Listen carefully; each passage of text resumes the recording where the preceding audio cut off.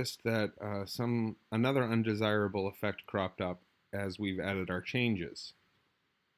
Switching back to my browser, you remember there was a supposed to be a bottom border here, and it has disappeared in the course of the additions that I made. So I'm going to correct that by going back to the CSS. And the problem is here in this display property, I've set it to inline, and the border is being collapsed by that inline. So instead of having it inline, I need to say it's inline block.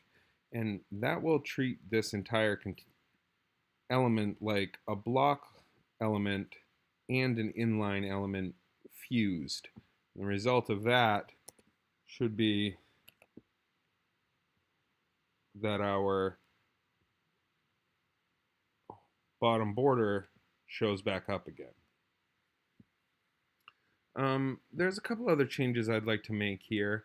I think I'd like to add some side margins on the page. And the method I'm going to use to do that for this project, although it's probably not a good idea to do in every project, is to add margins, is add a width on the body element. So I will select the body element and I will set its width to say 85%, which in this case is 85% of maximum.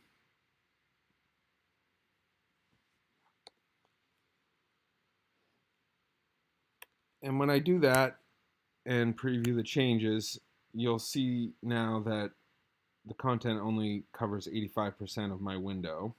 If I shrink, it continues to cover 85% of the window until I reach a point where it can shrink no further.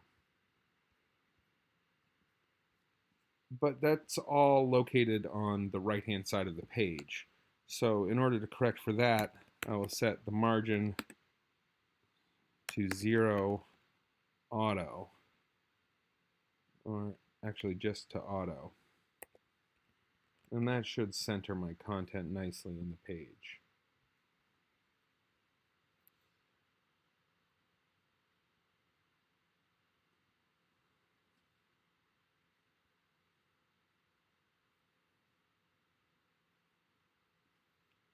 So those are a couple of changes that I'm going to commit to my main branch, and I'll do this by describing them as fixes border display and adds width to body. And I actually think that should sets width of body. Now you might think that these are wordy titles for my commits, but they're serving as a description as well. So I'm just going to commit that to the master and move on to the next change. Going back to my index.html file, I'm going to continue filling in